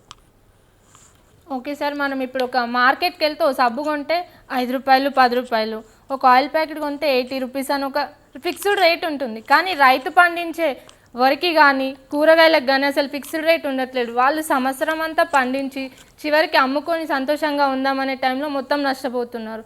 మరి ఈ విషయాన్ని ఎలా బ్యాలెన్స్ చేస్తారు? అందుకేనమ్మా ఇప్పుడు నేను వ్యవసాయ శాఖ మంత్రిగా పలుమార్లు ప్రజలకు అప్పీల్ చేసినాను, కేంద్ర ప్రభుత్వానికి విజ్ఞప్తి చేసినాను. భారతదేశం మొత్తంలో ఈ పంటల వైవిధ్యీకరణ అనేటువంటిది డిమాండ్ ఉండేటువంటి పంటలను దృష్టిలో పెట్టుకొని పంటల వైవిధ్యీకరణ కేంద్ర ప్రభుత్వం ఒక ఉద్యమంలాగా చేపట్టాలి. భారతదేశంలో ఉండేటువంటి భూములు, వాతావరణము, మనుషులు, అక్కడ ఉండేటువంటి నీటి వనరులు ఇతరత్ర అన్నింటినీ దృష్టిలో పెట్టుకొని మనకు అవసరమైనటువంటి పంటలు ఏ పంట ఎక్కడ వేస్తే ఎక్కువ లాభం రైతుకు మేలవుతుంది, ఎక్కువ దిగుబడి వస్తుంది, రైతుకు లాభం వస్తుంది. గుజరాత్లో పోయి వరి పండియలేము, రాజస్థాన్లో పోయి వరి పండియలేము. ఎడారిలో ఏం పండించినా మధ్యప్రదేశ్లో, ఛత్తీస్గఢ్లో, తెలంగాణలో, ఆంధ్రప్రదేశ్లో, కొంత భాగం కర్ణాటకలో, కొంత భాగం తమిళనాడులో, బెంగాల్లో, ఒరిస్సాలో కొంత పడతాయి. వీటిలో కూడా ఎక్కువ దిగుబడి వచ్చే ప్రాంతాలు ఏవి? ఒకే ఎకరాలో అదే నీళ్లు అదే పెట్టుబడితోనే ఎక్కువ దిగుబడి వచ్చే ప్రాంతాలు ఏవి? తెలంగాణ వస్తుంది, ఉత్తరాన ఒక పంజాబ్ వస్తుంది. ఇంతే భారతదేశం మొత్తంలో ఎక్కడ ఎక్కువ దిగుబడి వస్తుందో ఆ దిగుబడి వచ్చే కాడ మీరు వరిని ప్రోత్సహించి కేంద్ర ప్రభుత్వము మిగతా ప్రాంతాలలో ఏవి బాగా వస్తే అక్కడ పండియాలి. ఈ రకమైన ఒక విధానం వస్తే రైతులు పండించేటువంటి ప్రతి పంట, అన్ని రాష్ట్రాల్లో రైతులు పండించే ప్రతి పంట కూడా ఆన్ డిమాండ్ పోతుంది అని చెప్పిన. దాని మీద వాళ్ళకి దృష్టి లేదు. ఏ రాష్ట్రంలో ఏం పడుతుందో, ఏ రైతులు ఏమేస్తుండ్రో, ఏ స్టాక్ ఎక్కడ మార్కెట్కి వస్తుందో, అది ఏమవుతుందో గుడ్డేది చెల్లబడేట్లే ఉంది కేంద్ర ప్రభుత్వ యొక్క వ్యవహారం అంతా.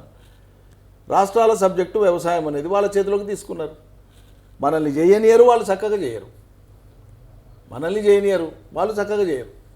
అదే దేశవ్యాపితంగా ఒకే సమగ్ర విధానం అమలైతే సగటున భారతదేశ జనాభాకు నూనె ఎంత అవసరము, జీలకర్ర ఎంత అవసరము, మిరియాలు ఎంత అవసరము, పచ్చిమిర్చి ఎంత అవసరము, కారం ఎంత అవసరము, మసాలాలు ఎంత అవసరము, దేశ ప్రజలకు మొత్తానికి సంవత్సరానికి కూరగాయలు ఎంత అవసరము, పాలు ఎంత అవసరం, పండ్లు ఎంత అవసరం, గుడ్లు ఎంత అవసరం, మాంసం ఎంత అవసరం, వరి ఎంత అవసరం, గోధుమలు ఎంత అవసరం, ఈ లెక్కల మీద ఈ మొత్తం ఉత్పత్తులు ఏ ప్రాంతాల నుంచి మనం తీసుకుంటే ఎక్కువ దిగుబడి వస్తుంది.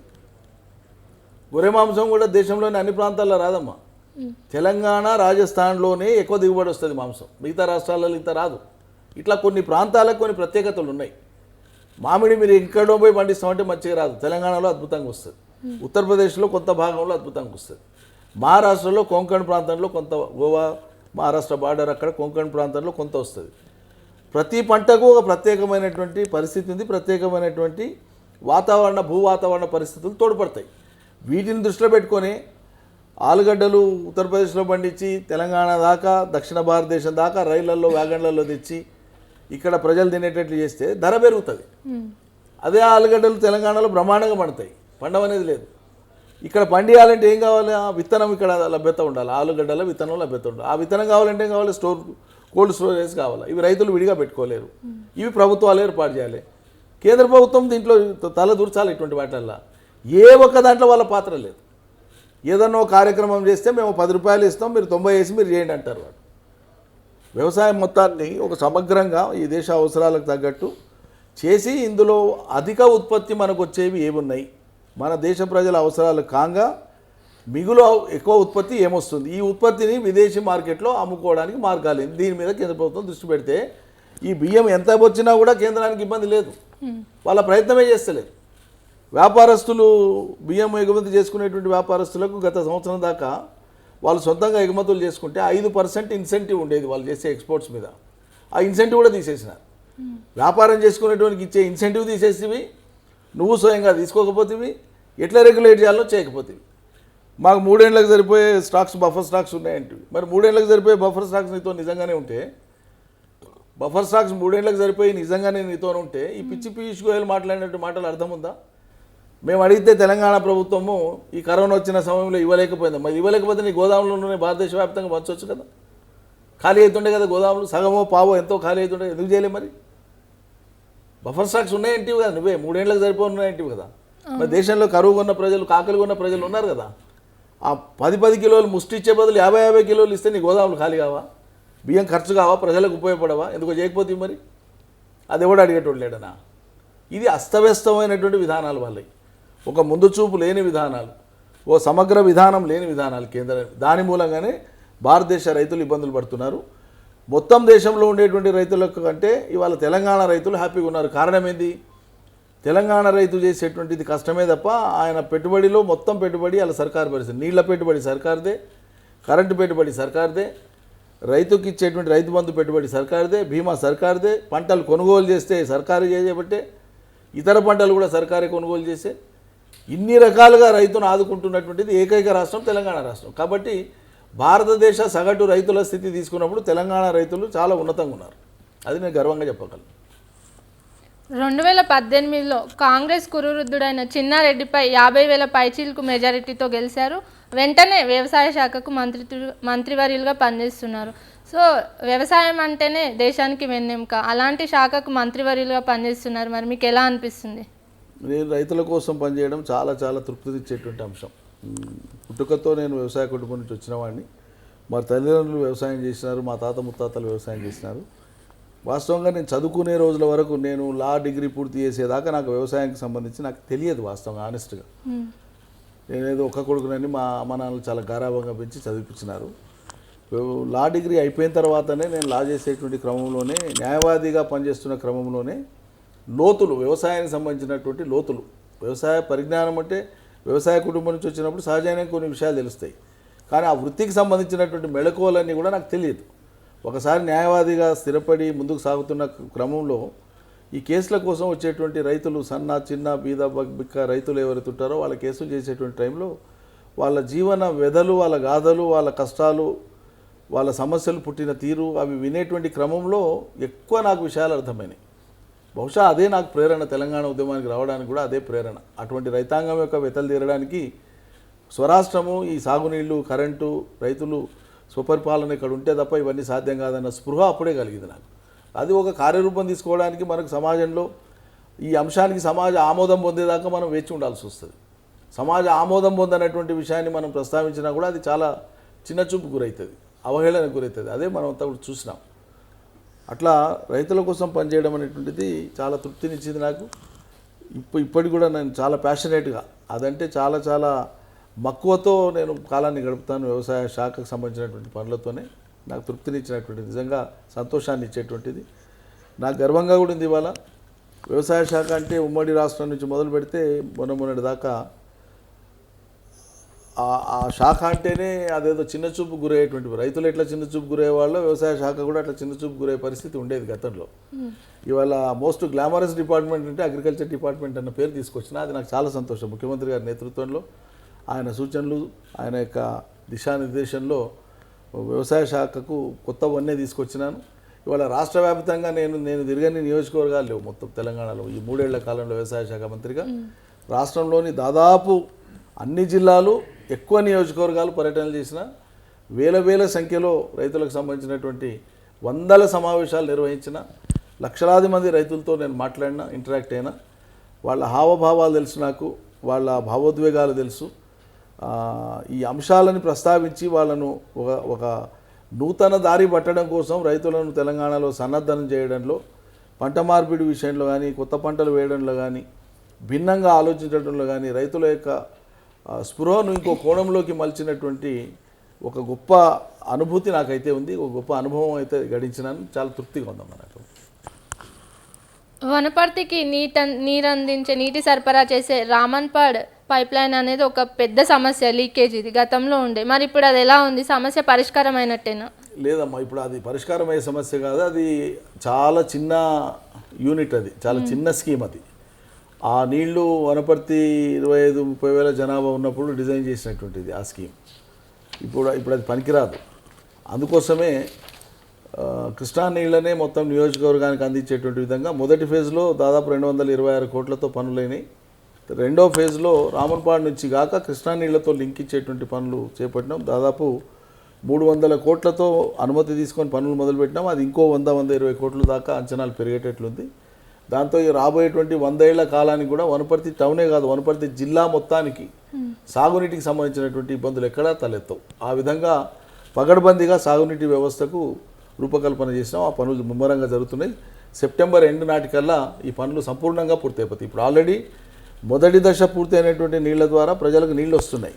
కానీ సంపూర్ణమైన నీళ్లు ఏ రకమైన ఇబ్బంది లేకుండా, ఏ తాండా, ఏ చిన్న ఊరు ఎక్కడ ప్రెషర్ తగ్గి అటు ఇటుగా కూడా లేకుండా సంపూర్ణంగా రావాలంటే సెప్టెంబర్, రేపు వచ్చేటువంటి సెప్టెంబర్కి పనులన్నీ కూడా పూర్తయితే చాలా చాలా అద్భుతంగా ఉంటుంది డ్రింకింగ్ సిస్టమ్ అనేటువంటి, డ్రింకింగ్ వాటర్ సిస్టమ్.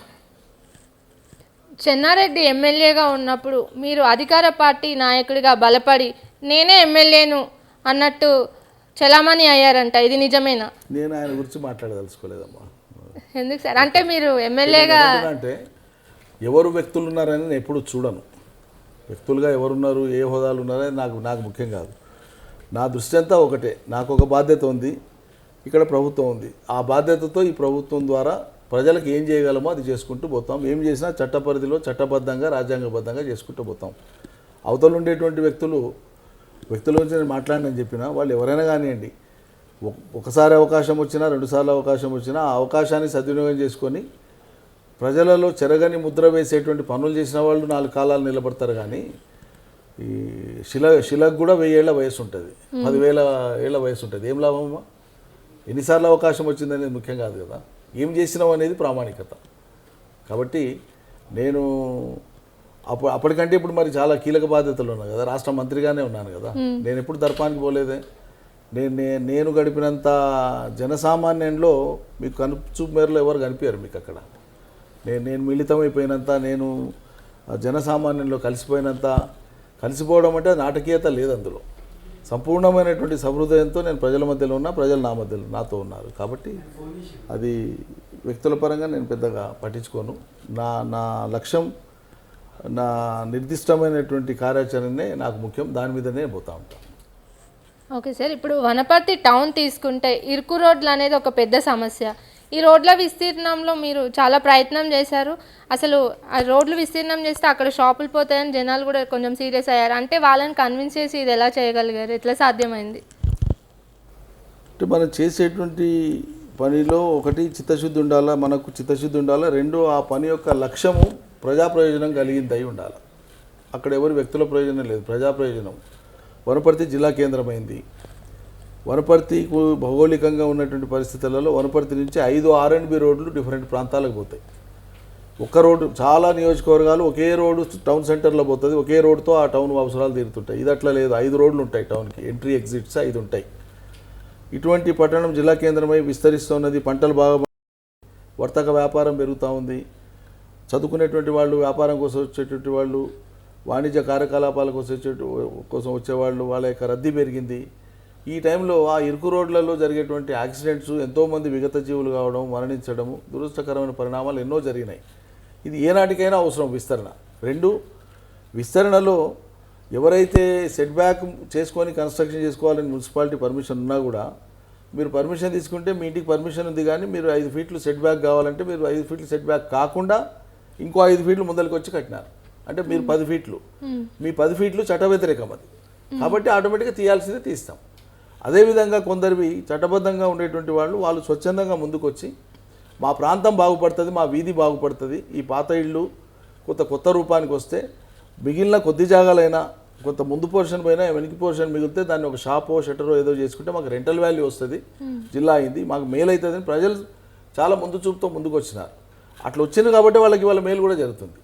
బొత్తిగా ఏ ఆధారం లేకుండా ఎవరైనా వాకిలో, అరుగులో, ఇల్లో కొంత భాగం కోల్పోయిన పరిస్థితి కనిపిస్తే అటువంటి వాళ్ళు దరఖాస్తు పెట్టుకుంటే వాళ్ళందరినీ డబుల్ బెడ్రూమ్లలో అకామిడేట్ చేసినాం. కాబట్టి ఏ రకమైన ఇరిటేషన్ లేకుండా ప్రజలకు మేలు జరిగేటువంటి ఒక కార్యక్రమం ఇది. దశాబ్దాలుగా ప్రజల యొక్క డిమాండ్ ఇది. తర్వాత నేను ఎన్నికలలో ఒక వాగ్దానంగా చెప్పిన, ప్రధాన డిమాండ్గా చెప్పిన, నేను గెలిస్తే, మీరు నన్ను గెలిపిస్తే ఖచ్చితంగా వనపర్తి రోడ్ల విస్తరణ చేపిస్తా అని మాట ఇచ్చిన. పైగా దీనికి నా ఎన్నిక కంటే ముందే అక్కడ ఉండేటువంటి మున్సిపల్ పాలకవర్గం ఏదైతే ఉందో వాళ్ళు ఏకగ్రీవ తీర్మానం చేసినారు, రోడ్ల విస్తరణ చేయాల్సిందే అని. ఏకగ్రీవ తీర్మానానికి కట్టుబడి ఉండాల్సిందే. మేము చాలా వ్యూహాత్మకంగా, ఎట్లయితే తెలంగాణ ఉద్యమంలో అన్ని పార్టీలతో జై తెలంగాణ అనిపించినామో చాకచక్యంగా, ముందు చూపుతో అక్కడ ఉండేటువంటి మున్సిపాలిటీలో కూడా అన్ని పార్టీలు ఉన్నప్పటికీ కూడా వాళ్ళతో రోడ్ల విస్తరణకు మేము ఓకే అనిపించినాం. తీర్మానం ఉంది, ఏకగ్రీవ తీర్మానం ఉంది. ఆ తీర్మానం బేస్ చేసుకుని రాష్ట్ర ప్రభుత్వం గజెట్ విడుదల చేసింది. ఆ గజెట్ను ఆధారం చేసుకుని ఇలా పనులు చేస్తున్నాం. అన్నీ చట్టబద్ధంగా చేస్తున్నాం, ప్రజలను సంతోషపెట్టే చేస్తున్నాం, ప్రజలకు ఇబ్బంది కాకుండా వాళ్ళకి మరింత సౌలభ్యం కలిగేటట్లు చేస్తున్నాం. కాబట్టి ఇది ప్రజలకు ఇచ్చిన వాగ్దానాన్ని నెరవేర్చేటువంటి ఒక ప్రజాప్రతినిధి యొక్క బాధ్యతగా నేను ఆ బాధ్యతను నిర్వర్తిస్తున్నాను. నిరుద్యోగులను హమాలీలుగా పనిచేసుకోండి అన్న మీ మాటలు పెద్ద దుమారమే రేపాయి రాజకీయంగా. మరి దీని గురించి మీరు ఎలా స్పందిస్తారు? నేను ఆ మాట అనలేదమ్మా, అనందే ఎలా అనలేదు. మీరు ఆ టెక్స్ట్ కూడా మొత్తం చూడండి. నేను అన్న మాటను టెలికాస్ట్ చేయకుండా అనని మాటను అన్నట్లుగా టెలికాస్ట్ చేసినారు. నేను ఆ మాట అనలేదు. చాలా సుదీర్ఘమైనటువంటి ఉపన్యాసం నేను చేసింది. ఆ ఉపన్యాసంలో భాగంగా నేను చెప్పిన మాట ఏంటంటే, ఇవాళ గ్రామీణ ప్రాంతాలలో కష్టం చేసుకునేటువంటి వాళ్ళు ఎవరైతే ఉంటుంటారో వాళ్లకు పనులు దొరుకుతున్నాయి. సంవత్సర కాలంలో వాళ్ళ సొంత పనులు బొంగా పంటలు పండినప్పుడు, ప్యాడీ ప్రొక్యూర్మెంట్ వచ్చినప్పుడు ఊళ్ళల్లో ఉండేటువంటి వాళ్ళు, ఈ గంజి హమాలీ లాంటి వాళ్ళు ఎవరైతే ఉన్నారో వాళ్లకు పని దొరుకుతుంది, ఉపాధి దొరుకుతుంది. ఈ ఉపాధి పెరిగిన మాట నిజం కాదా? అదేవిధంగా చదువుకున్నటువంటి వాళ్ళు ఎవరైతే ఉన్నారో వాళ్ళకు నోటిఫికేషన్లు వస్తున్నాయి, వాళ్ళు వాళ్ళ పోటీ పరీక్షలలో వాళ్ళ అర్హత పొంది వాళ్ళు కూడా ఉద్యోగాలు పొందుతారు. ఇది నేను చెప్పిన మాట. ఓకే. ఈ మాటను ట్విస్ట్ చేసి మాట్లాడితే ఆ మూర్ఖపు వాళ్ళు ఎవరో దాన్ని ప్రచారం చేసి నేను అందుకే అప్పుడే క్లారిఫై చేసినాను అది ఇది కాదని. నా వర్షనే అది కాదు. కళ్ళ ముందు ఏం కనిపిస్తుందో చెప్పినాను. వ్యవసాయంలో వచ్చిన మార్పుల మూలంగా ఒకప్పుడు ఊరు మొత్తం కలిపి ఒక 30 ఎకరాలు 40 ఎకరాలు కూడా వరి పండేది కాదు కరువు కాలంలో బోర్ల కింద. ఇలా ఏ ఊర్లో చూసుకున్నా 2000, 3000, 1500 ఎకరాలలో పండుతుంది. ఈ పంట ఇంత అనూహ్యంగా వచ్చినప్పుడు యాసంగి వానకాలం 2 సీజన్లు కలిపి ఈ మోసేటోళ్ళు దించేటోళ్ళు చేసేటోళ్ళు వీళ్ళందరికీ గ్రామీణ ప్రాంతాల్లో కష్టం చేసుకునే ప్రజలకు చేతి నిండా పని వస్తుంది అని చెప్పినాను. ఇప్పుడు గ్రామాన వీళ్ళు హమాలీలు పెరిగినారు అని చెప్పినాను. ఇది నిజం కాదా? ఇది నిజం కాదా? అంతే. దీనికి చదువుకున్న వాళ్ళకి ఏం సంబంధం? నిరుద్యోగులు పోటీ పరీక్షలు వస్తున్నాయి రాసుకోమని చెప్పినాం. దీనికి దానికి సంబంధమే లేదు. ఈ అంశం వేరు, ఈ అంశం వేరు. వాడు సొంతంగా పైత్యంతో ఇట్లా అన్నాడు అంటే అన్నాడు అని దుష్ప్రచారం చేసినారు. అది నేను చెప్పదలుచుకో. ఇప్పుడు పోతిరెడ్డిపాడు ద్వారా ఆంధ్రాకి నీళ్లు తరలించుకుపోతుంటాయి, మరి ఇక్కడ టీఆర్ఎస్ నాయకులు మౌనం వహిస్తున్నారు. మరి దీని గురించి ఎందుకు నోరు విప్పట్లేదు? పోతిరెడ్డిపాడు అనే అంశాన్ని తెర మీదకి తెచ్చిందే టీఆర్ఎస్ పార్టీ, కేసీఆర్. పోతిరెడ్డిపాడు గురించి మాట్లాడిందే టీఆర్ఎస్ పార్టీ. పోతిరెడ్డిపాడు అక్రమంగా చెప్తే వినకుండా కూడా కడుతున్నారని చెప్పి అప్పుడు ఉమ్మడి రాష్ట్రం ఉన్నప్పుడు రాజశేఖర రెడ్డి ముఖ్యమంత్రి ఉన్నప్పుడే ఒప్పందానికి భిన్నంగా వెళ్ళిపోతున్నారని ఆ అంశం మీదనే ఆనాడు ప్రభుత్వంలోంచి వైదొలిగి 6 మంత్రులు రాజీనామా చేసి బయటకు వచ్చినాం. మేము ఆనాడైనా ఈనాడైనా నీటిని కేంద్రంగా చేసుకొని మేము ఉద్యమం చేసినాం. నీటిని కేంద్రంగా చేసుకొని ఇలా పరిపాలన చేస్తాం. ఇలా ఆంధ్ర ప్రభుత్వము అక్కడ ఒక అక్రమ ప్రాజెక్టును రాయలసీమ ఎత్తిపోతలు అనేటువంటి ఒక అక్రమ ప్రాజెక్టుకు శ్రీకారం చుట్టింది. దానికి ఏ రకమైన అనుమతులు లేవు. దాన్ని మేము ఆపడానికి అన్ని రకాల ప్రయత్నాలు చేసినాం. సాంకేతికంగా దాన్ని ఆపడం జరిగింది. కృష్ణా బోర్డు కానీ కేంద్ర ప్రభుత్వం కానీ దాన్ని సాంకేతికంగా ఆపడం జరిగింది. ఇప్పుడు ఆగి ఉంది. ఆగి ఉన్నటువంటి చోట దొంగచాటుగా వాళ్ళు ఎవరైనా పని చేస్తే దానికి ఏం చేయాలనేటువంటిది ఒక ప్రభుత్వంగా మేమేమో ఆలోచన చేయాలి, దానికి ఏ రకంగా జవాబు ఇవ్వాలి, ఎట్లా దాన్ని చేయాలి, మా ఆలోచన మాకుంది. దీనికి విరుగుడుగానే వాళ్లకు ఎగువన పోతిరెడ్డిపాడు నీళ్లు తీసుకునే పాయింట్ కంటే రాయలసీమ ఎత్తిపోతలకు నీళ్లు తీసుకునేటువంటి పాయింట్ కంటే ఎగువన మా అవసరాల మేరకు సరిపోయినటువంటి నీళ్ళని తీసుకోవడానికి అవసరమైతే ఒక బ్యారేజ్ను కూడా మేము కడతామని చెప్పి మేము కూడా ప్రకటించినాం. మేము జీవో కూడా విడుదల చేసినాం. సో వాళ్ళు మితిమీరి ప్రవర్తించినాడు. దానికి విరుగుడు ఏముండాలో ఉంటుంది ఒక ప్రభుత్వంగా. మా వ్యూహం మాకు ఉంది, మేమే మౌనంగా ఉండం. ఇప్పుడు పోలవరం ప్రాజెక్టు కూడా ఎగువ నీరు వల్ల భద్రాచలం మునిగిపోతుంది. దీనివల్ల ఈ మునిగే ప్రాంతాన్ని మాకు ఇవ్వండి అని ఆంధ్ర వాళ్ళు అంటున్నారు. మరి దీని గురించి మీరేమంటారు? నిన్న మొన్న ఇక్కడ భూపాలపల్లి, ములుగు, వరంగల్ ఈ ప్రాంతాల్లో, ఖమ్మం ప్రాంతాల్లో కూడా ముప్పు గురైన గ్రామాలు అవి కూడా అడగమనండి. వాళ్ళ సిగ్గుండాలి, అడిగేటోనికైనా సిగ్గుండాలి, మాట్లాడేటోనికైనా ఉండాలి. ఎట్లా అడుగుతారండి? ఉమ్మడి మహబూబ్ నగర్ జిల్లాలో టీఆర్ఎస్ని ఒంటి చేసిన నడిపించిన మీరు అదే ఉమ్మడి మహబూబ్ నగర్ జిల్లాలో కొత్తగా ఒక నాయకుడు వచ్చి 14 సీట్లు మావే, ఇదంతా మాదే అని అంటున్నారు. మరి దీనికి మీరేమంటారు? ఆయన సీటాన్ని గెలుచుకోమనండి, మిగతా సంగతులు దేవుడు ఎరుగు. పోయినసారి ఎక్కడి నుంచి అయితే ప్రజలు తిరస్కరించినరో మళ్ళీ అక్కడి నుంచే ప్రజామోదం పొందమనండి, అప్పుడు మాట్లాడదాం. 2018 ఎలక్షన్స్లో 10 అదనపు రిజర్వాయర్లు కట్టిస్తా అని హామీ ఇచ్చారు. అది ఎంతవరకు వచ్చింది? అవి ఆల్రెడీ నిర్మాణం అవుతున్నాయమ్మా. నిర్మాణ దశలో ఉన్నాయి కొన్ని, మిగతావి సర్వేల రూపు పని నడుస్తూ ఉంది. దాని మీదనే ఉన్నాం, పని నడుస్తూ ఉంది. అనుకున్నట్టుగా వనపర్తిని దగ్గరుండి జిల్లా చేయించారు. మరి ఇప్పుడు అక్కడ డెవలప్మెంట్ అనేది ఎలా ఉంది? మీరు ఒకసారి రండి, వచ్చి చూడండి, ప్రజల్ని కలవండి, ప్రజల అభిప్రాయం తీసుకోండి. అక్కడ నూతనంగా నిర్మాణమై ప్రారంభించుకున్నటువంటి కలెక్టరేట్ చూడండి, ఆ పక్కలే నిర్మాణం అవుతున్న మెడికల్ కాలేజ్ చూడండి, ఆ పక్కలే నిర్మాణం కాబోతున్న ఇంజనీరింగ్ కాలేజ్, ఆ ప్రాంతాలని చూడండి, అక్కడ జరుగుతున్నటువంటి వివిధ రకాల పనులు చూడండి, కొత్తగా నిర్మాణమైన ఆసుపత్రిని చూడండి, నిర్మాణం అవుతున్న రోడ్లను చూడండి, పట్టణానికి చుట్టూ ఉండేటువంటి ఒకనాడు దుర్గంధానికి నిలయాలుగా ఉండేటువంటి చెరువులు సుందరీకరణ పొంది ఎంత అద్భుతంగా తయారైన చూడండి. ప్రజలే ఇవాళ జరుగుతున్నటువంటి పని కళ్ళారా చూస్తున్నారు. నేను ముందే చెప్పినాను, ఎవరి అభినందన కోసమో, ఎవరి పొగడత కోసమో, ఎవరి ప్రశంస కోసమో, ఎవరి సర్టిఫికెట్ కోసమో నేను ఏ పని కూడా చేయను. 100% ప్రజాహితంతో ఉండే ప్రజల కోసమే ఉద్దేశించి భావితరాలకు ఉపయోగపడుతుంది అనేది నేను నమ్మింది, ప్రజల ఆలోచన ఉన్నది. అది 100% అదే టేకప్ చేస్తున్నాం, దాన్నే పూర్తి చేస్తున్నాం. తద్వారా ప్రజలకే ఓ రిలేషన్ ఉంటుంది. నేను ఎన్నికల కోణంలో ప్రజల చైతన్యాన్ని ఓటుకు కుదించి ఆలోచించేటువంటి సగటు రాజకీయ నాయకుడిని నేను కానే కాదు. నిర్ద్వందంగా నేను ప్రకటిస్తున్నా. ఒక సుదీర్ఘ లక్ష్యంతో ప్రజల జీవితాల్లో ఓ గొప్ప మార్పుకు శ్రీకారం చుట్టాలి, ఆ మార్పు ఫలితాలు ప్రజలకు అందాలనేటువంటి ఒక గొప్ప ప్రయత్నంలో నేను భాగస్వామిని. ఆ ప్రయత్నం ఫలించిందని ప్రజలు భావిస్తే మళ్ళీ వాళ్ళే బాధ్యత ఇస్తారు. కాబట్టి ప్రజల చైతన్యాన్ని ఓటుతో కొలవద్దు అనేటువంటిది నా అభిమానం. తెలంగాణ ఇచ్చింది కాంగ్రెసే అంటే ఎందుకు సింగిరెడ్డి నిరంజన్ రెడ్డి గారు చిర్రెత్తుతున్నారు? నేను ఎప్పుడు చిరెత్తినానమ్మా? దీని గురించి ఒకసారి దీనికి వాళ్ళు ఎవరు, తీసుకొనికి మేమెవరు? తెలంగాణ ప్రజలే తెలంగాణ ప్రజలు పోరాటం చేసినారు, సాధించుకున్నారు. ఈయనకి వాళ్ళు ఎవరు? వాళ్ళేం పట్టేదారులా భారతదేశానికి? జాగీర్దారులా? ఇది ప్రజాస్వామ్యం అమ్మ. భారత రాజ్యాంగం ప్రకారంగా ప్రజల హక్కును మన్నించి గౌరవించి చేయాల్సింది. దానికే అనేక బలిదానాల తర్వాత తప్ప వాళ్లకు మనసు రాలేదు చేయనికే. ఎంత ఒత్తిడైంది, ఎంత సమాజం ఒకటే, ఎన్ని రకాల ఉద్యమాలు నడిచి, ఎంత సుదీర్ఘ ఉద్యమం నడిచి, ఎన్ని త్యాగాలు, ఎన్ని బలిదానాలు, ఎంత మనోవేదన తర్వాత ఒక రాష్ట్రం ఏర్పడ్డది. ఈయనకే వాళ్ళ ఇంట్లో పర్సులకెళ్ళి తీసిచ్చే రూపాయి నోట. శంకర సముద్రం ప్రాజెక్ట్ నిర్వసిత పరిస్థితులు ఎంతవరకు వచ్చాయంటారు ఇప్పటికి? అది కాంగ్రెస్ ప్రభుత్వంలో ఆనాడు వాళ్ళ యొక్క లోపభూయిష్టమైనటువంటి విధానం మూలంగా సమస్యను జటిలం చేసినారు, పీఠముడి వేసినారు. మనం దానికి సంబంధించినటువంటి ఒక్కొక్కటి పరిష్కారం చేసుకుంటూ వస్తే మళ్ళీ అదే కాంగ్రెస్ ప్రభుత్వానికి సంబంధించి ఆనాడు ప్రభుత్వంలో ఆనాడు ప్రజాప్రతినిధులు ఉన్నోళ్ళు, లేకుంటే ఆనాడు నాయకులు ఉన్నోళ్ళే ఎవరైతే సమస్య కారణమో మళ్ళీ వాళ్ళే ఇప్పుడు దాన్ని జటిలం చేస్తున్నారు తప్ప ప్రభుత్వం దాన్ని పరిష్కరించడానికి సిద్ధంగా ఉంది. అక్కడ ఉండేటువంటి నిర్వాసితులు అక్కడి నుంచి ఖాళీ చేసిపోవడం కోసం మనం చెప్పినాం. వాళ్ళు మీరు ఖాళీ చేయొద్దు అని చెప్పి వాళ్ళని బలవంతంగా ఉంచింది వాళ్ళు. కాబట్టి ప్రభుత్వ పరంగా ఏ రకమైనటువంటి వాళ్ళకి ఆటంకాలు లేవు ఎప్పుడు అక్కడ. ఫైనల్గా ఒక వ్యవసాయ శాఖ మంత్రివర్యులుగా ధాన్యం అమ్మకాల్లో జరిగే దళారుల దందాన్ని ఎలా అడ్డుకుంటున్నారు మీరు? దళారులది విధానం లేదమ్మా. ఇప్పుడు ఎవరికి అమ్ముతున్నాం మనం? ధాన్యం ఎవరికి అమ్మేదే లేదు. ధాన్యము కొనుగోలు కేంద్రాలలో ప్రభుత్వం కొంటుంది నేరుగా. కొన్నటువంటిది మిల్లుకు పట్టియడానికి పంపిస్తాం. మనం ఎంత పట్టిస్తామో లెక్క ఉంటుంది, అంతకు మిల్లు వాళ్ళు బియ్యం పట్టించి ఇవ్వాల్సిందే మనకు లెక్కకు. ఇంకా దీంట్లో దళారులు ఎక్కడున్నారు? దళారీ వ్యవస్థ అంటూ లేదు ఇందులో. ప్రతి నియోజకవర్గంకి తిరుగుతున్నాను అని అన్నారు. మరి ఇంత బిజీగా ఉన్నా మీరు ఖాళీ టైంలో ఏం చేస్తుంటారు? నాకు ఖాళీ టైం ఉంటే కదా అంటే ఒకవేళ దొరికితే ఇది చేయాలి అనుకుంటారు కదా. పుస్తకాలు చదువుతాను. మూవీస్ చూస్తారా సార్? బాగా తక్కువ చూస్తాను సినిమా. ఏమో కామెడీ మూవీస్ బాగా చేస్తారేమో అనిపిస్తుంది. మీరు చూస్తాను సినిమాలు, నేను తక్కువ చూస్తాను, చాలా తక్కువ చూస్తాను.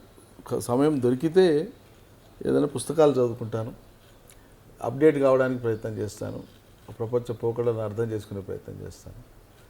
ఇంకా టైం దొరికితే కొంచెం లిజర్ అనిపిస్తే నా వ్యవసాయ క్షేత్రంలో ఆ చెట్ల మధ్యలో పశువుల మధ్యలో గడుపుతాను. ఓకే సార్, ఫైనల్గా తెలంగాణ ప్రజలకి మీ నుండి ఇచ్చే సందేశం ఏంటి? మనం బాగుపడుతున్నాం, ఇంకా బాగుపడేటువంటి మన ప్రయాణం కొనసాగుతూ ఉంది. ఈ బాగుపడడం కోసం చేసేటువంటి ఈ కష్టంలో ఈ ప్రభుత్వం యొక్క పాత్రను మీరు ఎల్లవేళలా గుర్తుపెట్టుకోవాలి. కష్టపడి సాధించినటువంటి ఈ రాష్ట్రానికి నాయకత్వం ఇచ్చేటువంటి కేసీఆర్ పాలననే రేపటికైనా శ్రీరామ రక్ష ఈ తెలంగాణ ప్రాంతానికి తప్ప తెలంగాణ రాష్ట్ర ఏర్పాటులో భాగస్వామ్యం లేనటువంటి వాళ్ళు, ఆనాడు దుష్టశక్తులుగా ప్రయత్నం చేసినటువంటి వాళ్ళు, సైంధవులుగా పనిచేసినటువంటి వాళ్ళు ఇవాళ అవతారం ఎత్తి రాజకీయ నాయకులుగా ప్రజల్ని ఎంత ఏమార్చే ప్రయత్నం చేసినా అటువంటి వాళ్ళ మాటలు వినకండి. మంటికైనా ఇంటోడు కావాలనేటువంటి సామెత పెద్దలు ఒట్టిగా చెప్పలే. ప్రజలు కోరకుండానే తెలంగాణ జెండా పట్టి తెలంగాణ కోసం పరితపించి రాష్ట్రాన్ని సాధించినటువంటి ముఖ్యమంత్రి యొక్క బలగం, రాజకీయ బలగం, ఈ శక్తి ఇదే తెలంగాణ ప్రజలకు శ్రీరామ రక్షగా మీరు భావించాలని చెప్పి నేను విజ్ఞప్తి చేస్తాను. Okay, thank you sir. చక్కటి టైం ఇచ్చి మంచి విశ్లేషణ చేశారు. మరో అంశంతో మళ్ళీ కలుద్దాం. చూస్తూనే ఉండండి V3 న్యూస్.